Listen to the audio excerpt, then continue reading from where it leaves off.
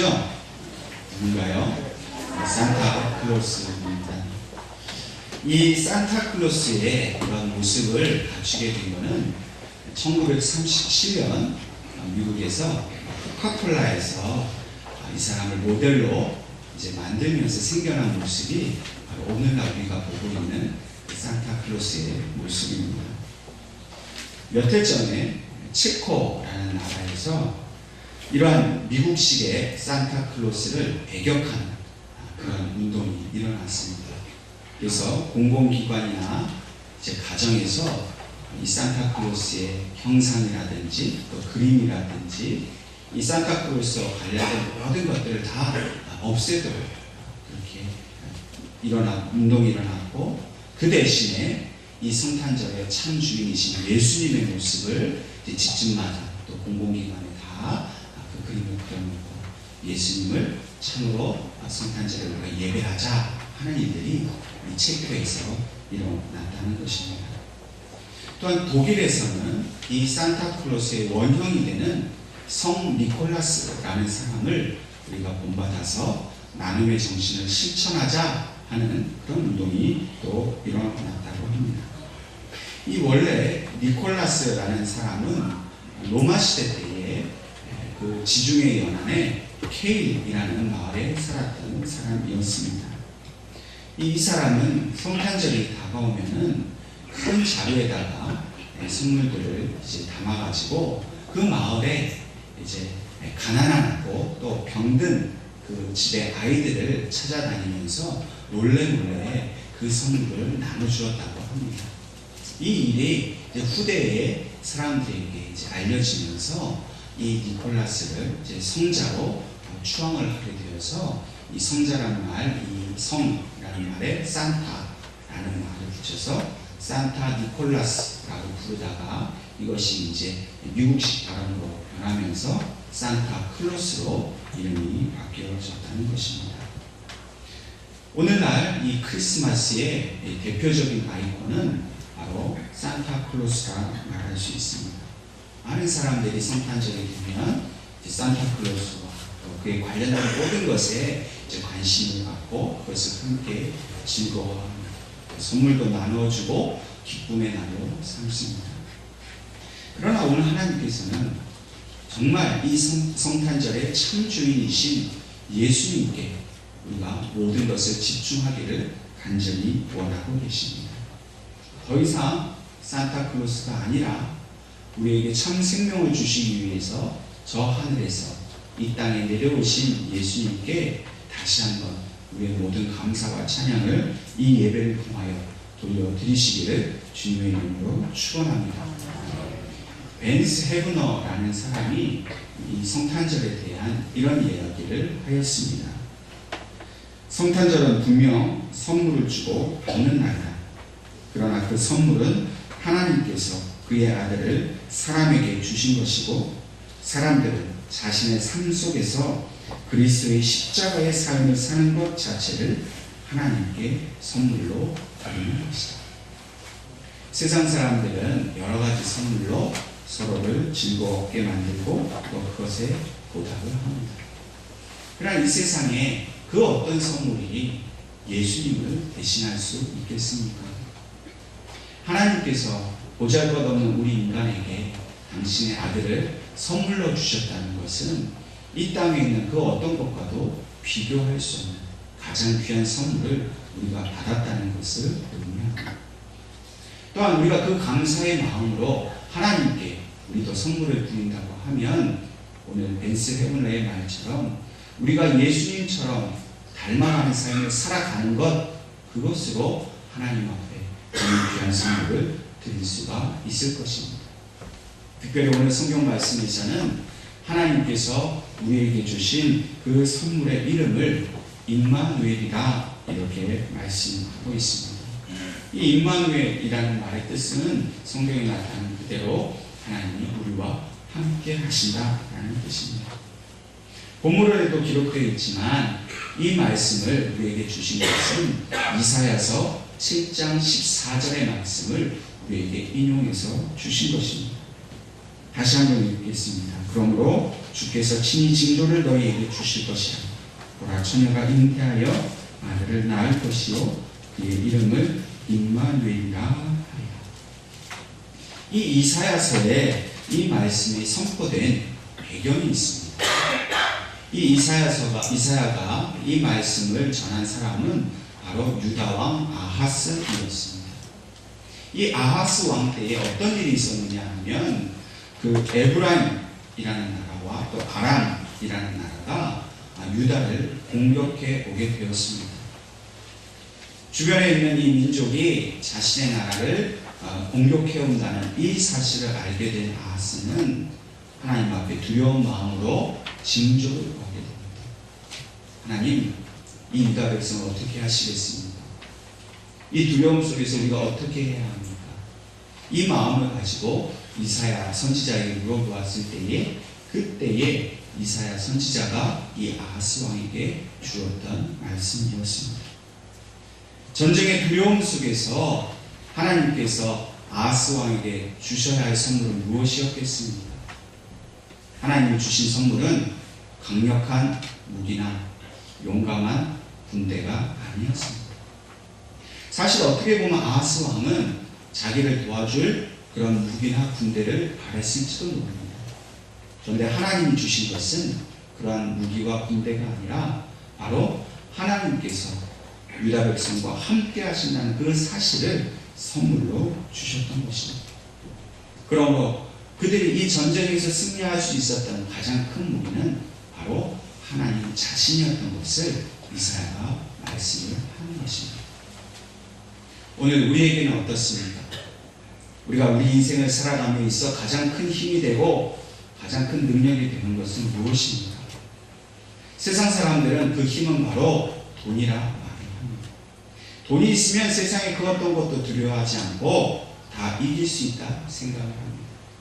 어떤 사람은 권세와 또 능력이라고 생각합니다. 건강이라고 생각합니다. 많은 사람들이 이런 것들을 구하지만은 그러나 진정한 우리에게 주시는 하나님의 그 선물은 바로 임마누엘의 예수님이라는 사실을 우리에게 말씀하고 있습니다. 우리에게 아무리 돈이 있다고, 우리에게 아무리 권세와 능력이 있다고 해서 세상에 있는 모든 적을 다 이길 수 없습니다. 그러나 오늘 믿는 우리들에게 예수님이 함께 하신다는 그 사실만으로도 저와 여러분은 우리 앞에 닥쳐진 모든 전쟁과 같은 삶을 반드시 승리하게 된 줄로 믿으시기를 간절히 축원합니다. 오늘 본문 말씀에는 특별히 요셉이라는 사람이 등장하고 있습니다. 요셉은 우리가 너무나 잘 알고 있는 대로 다윗의 자손이었고 또 예수님의 육신의 아버지였습니다. 그가 다윗의 혈통이라는 사실은 본문인 마태복음 1장에 그 예수님의 족보에 자세히 기록되어 있습니다. 이 요셉은 예수님의 어머니 마리아와 약혼을 하였습니다. 그런데 이 약혼은 오늘 우리가 생각하는 그 약혼과는 조금 개념이 다릅니다. 당시 이스라엘의 풍습에 있어서 약혼을 한다는 것은 우리가 생각하는 약혼보다 더 구속력이 강한 그런 하나의 의식이었습니다. 물론 함께 동거하지는 않았지만은 결혼 전에 한 1년 동안 그 약혼을 통해서 그들은 서로에게 마치 결혼한 부부처럼 그렇게 정결하게 살아야 할 의무가 부과되었습니다. 근데 만약 이 약혼 기간 동안에 불미스러운 일이 생긴다 그러면 즉시로 그 약혼은 깨어지게 되는 것이었습니다. 1년 동안 아무 문제 없이 서로 잘 보냈다고 하면 1년 후에는 결혼식 날짜를 정하고 이제 비로소 저들이 정식적인 부부가 되는 것입니다. 오늘 본문 18절 말씀을 보면 요셉이 마리아와 약혼을 했습니다. 그런데 문제가 생겼습니다. 서로 동거하지 않고 정결하게 서로 있어야 하는데 그만 마리아가 아이를 가지게 된 것입니다. 19절 말씀을 보니까 요셉이 이 사실을 알고 조용히 이 문제를 덮고 마리아와의 관계를 끊으려고 했습니다. 근데 그렇게 한 이유가 19절 말씀에 보니까 요셉은 의로운 사람이었다라고 말을 하고 있습니다. 여러분, 당시에 의로운 사람의 기준은 무엇이었을까요? 네, 당시 기준으로는 의로운 사람은 바로 율법을 잘 지키는 사람을 의미합니다. 요셉이 만약 율법대로 자기의 그 의로움대로 마리아에 대해서 그가 처리를 하고자 했다면 마리아는 의심의 여지 없이 부정한 여인이 되어 율법을 어긴 것으로 죄인이 되는 것입니다. 그래서 요셉이 마리아를 이제 공회에다가 고발을 해서 이 여인이 율법을 어기고 부정하게 되었으니까 돌로 쳐 죽이십시다 라고 말을 해도 누구도 거기에 대해 항변할 수가 없는 상황이었습니다. 그런데 요셉은 그렇게 하지 않고 조용히 넘어가려고 했습니다.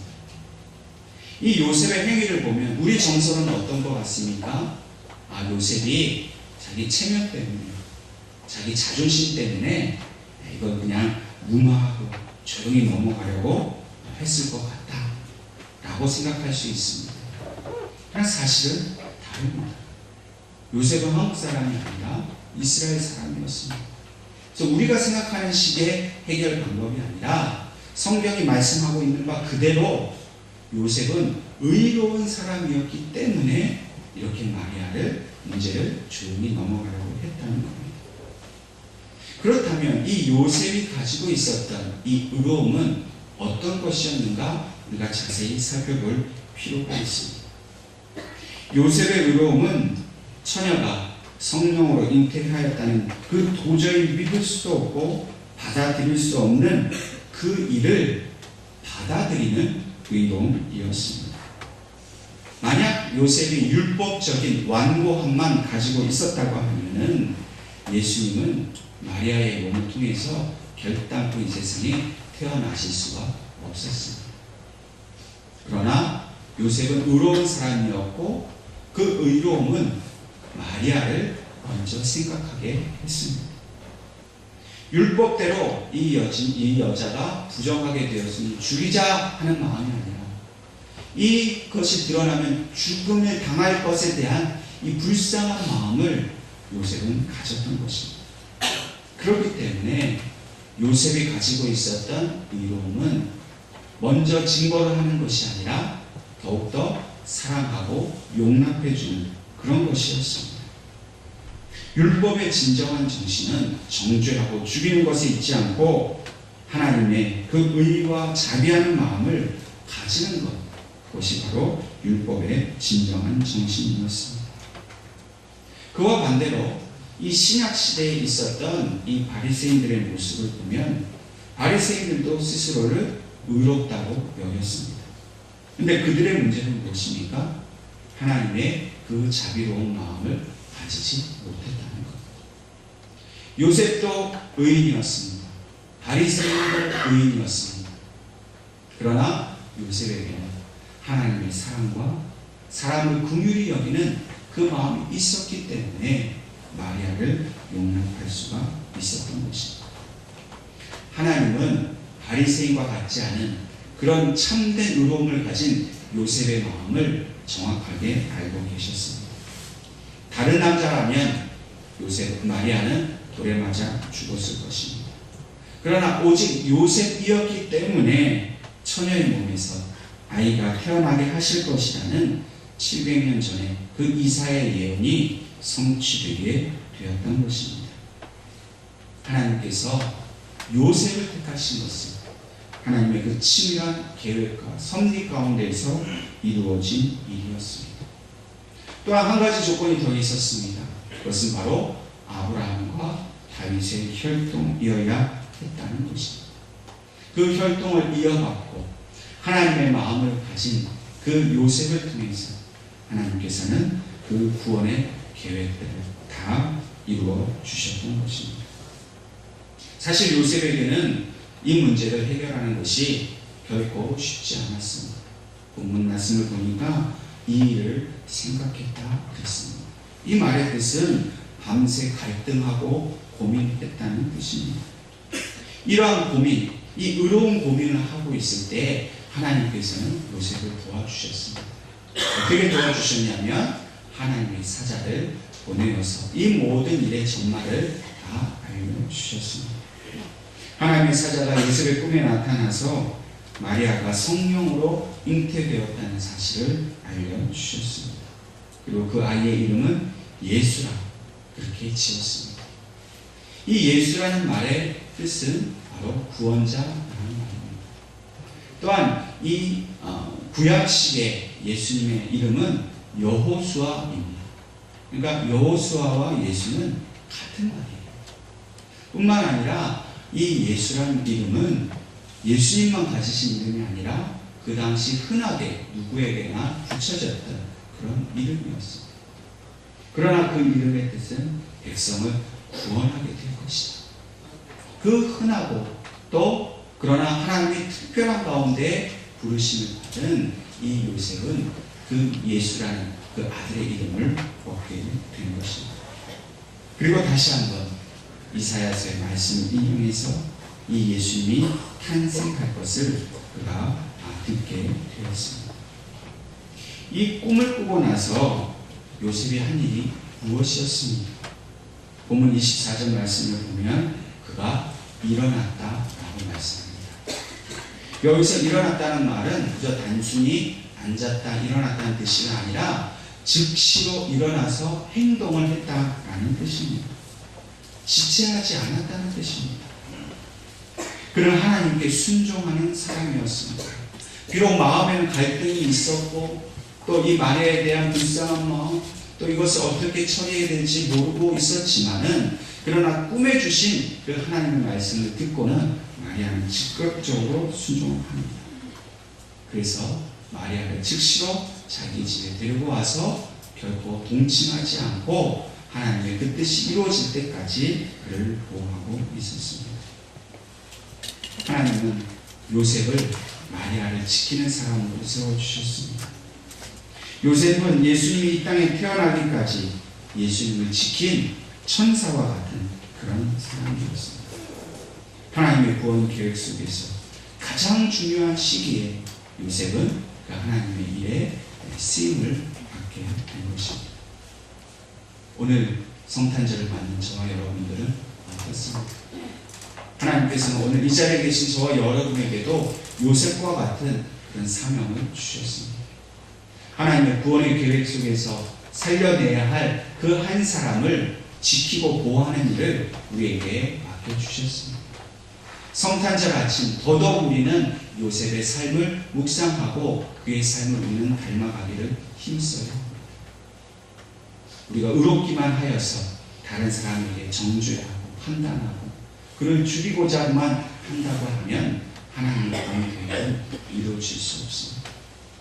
그러나 우리와 같은 이 죄인을 사랑하신 하나님 아버지의 그 자비하신 마음을 저와 여러분들이 가지고 누군가 불쌍하게 또 긍휼을 간절히 기다리는 그 한 사람을 찾아가서 그를 하나님의 사랑으로 용납해주고 그를 지켜준다면 반드시 오늘 우리를 통해서 하나님의 구원의 역사가 이 땅에 나타날 줄로 믿으시기를 간절히 축원합니다. 특별히 요셉은 이 아이의 이름이 임마누엘이라는 사실 앞에 그는 크게 감동하였습니다. 요셉뿐만 아니라 당시 유다 사람들에게 있어서 이 임마누엘의 예수님을 기다리는 것은 너무나도 중요한 일입니다. 지난주에도 말씀드렸다시피 구약의 마지막 선지자인 말라기 선지자 이후에 400년 동안 하나님의 말씀이 임하지 않았습니다. 400년 동안 하나님의 말씀이 임하지 않으니까 이스라엘 백성들은 많은 것에 고통에 빠져 있었습니다.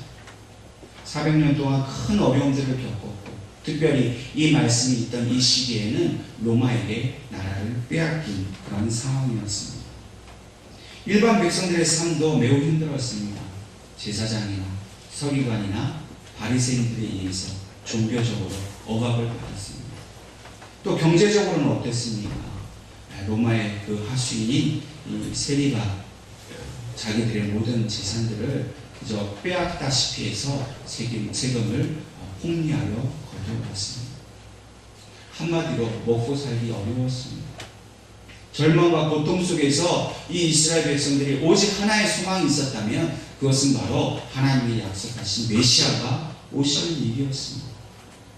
요셉은 누구보다도 그 사실을 잘 알고 그것을 기다리고 있었는데 꿈에 하나님의 사자가 내 마리아를 통해서 날 아이의 이름이 바로 메시아 임마누엘이라 말씀을 하시니 얼마나 기쁘고 그 일이 소중히 여겼습니다. 그토록 기다리던 메시아가 자기가 정언한 그 마리아의 몸에서 태어난다는 것을 알고 요셉은 아주 투철한 사명감으로 그 일에 충성을 다하였습니다. 오늘 우리는 왜 예수님께서 천의 몸을 입고 천의 몸을 통해서 인간의 몸을 입고 우리에게 다가오셨는지 우리는 그 이유를 분명히 깨달아야 합니다. 그것은 하나님께서 오늘 우리와 같이 낮아지심으로 우리를 진정으로 사랑한다는 사실을 우리에게 잘 알려주시기 위해서 예수님이 인간의 몸을 입고 오셨습니다. 만약 하나님이 하나님의 모습으로만 계셔서 우리에게 찾아오셨다고 하면 우리가 하나님을 알아볼 수 있었을까요? 비둘기 떼에게 먹이를 주는 한 사람이 있습니다. 멀리서 먹이를 던져주었을 때는 비둘기들이 열심히 그 모이를 쪼아 먹습니다. 그런데 이 비둘기에게 먹이를 주는 사람이 이 비둘기에게 다가가면 비둘기들이 놀라서 다 날아가 버리고 맙니다. 분명 비둘기에게는 자기들에게 먹이를 주는 이 사람이 고마울 터인데도 왜 그들은 날아갔을까요?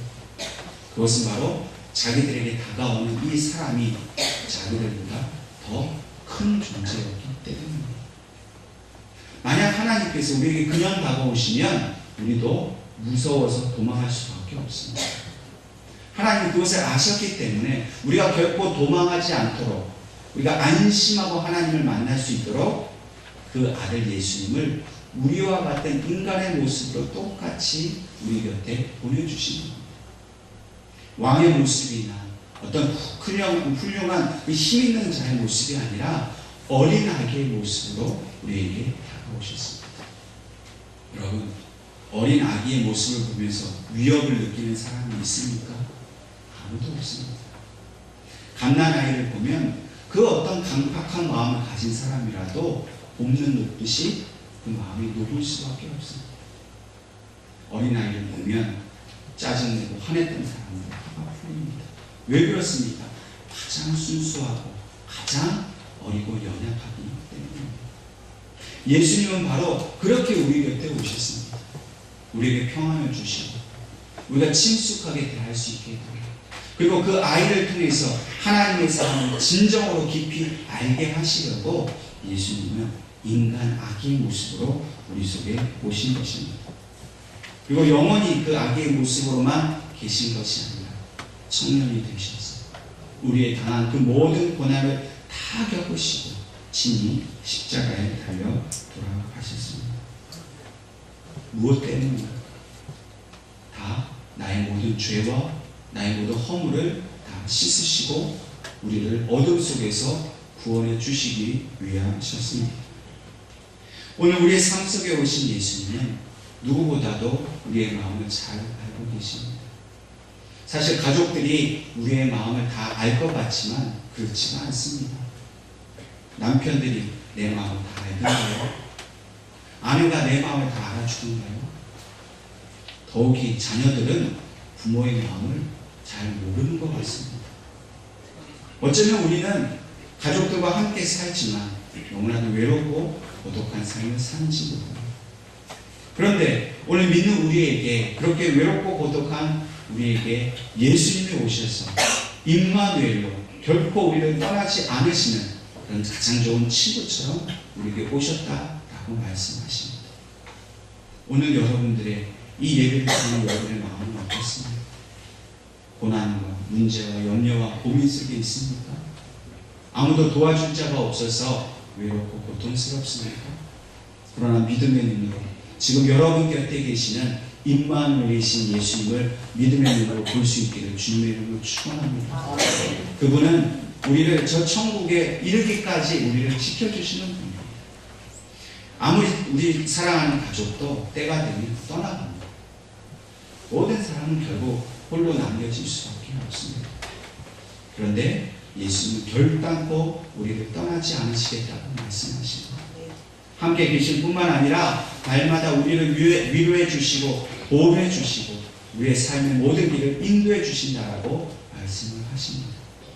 내 곁에 가장 좋은 보호자가 있고 가장 귀한 인도자가 있는데 우리가 세상에 눈을 돌리고 세상의 것, 물질, 그런 명예, 권세만 쳐다본다면 우리는 결코 하나님의 은혜를 알 수가 없습니다. 여러분, 오늘 이 시간 성탄절을 맞는 우리는 예수님을 온전히 믿음의 눈으로 바라보고 그분이 늘 나와 함께 하심을 감사하고 기뻐할 수 있기를 간절히 축원합니다. 뿐만 아니라 요셉처럼 이제 다시 오실 주님을 기다리는 의롭고 그런 정직한 사람이 될 수 있기를 바랍니다. 진실한 마음으로 주님의 행하실 일들에 순종할 수 있기를 바랍니다. 날마다 주님 오심을 감사하고 기뻐함으로 주님 주신 평강을 누리시는 저와 여러분이 되시기를 주님의 이름으로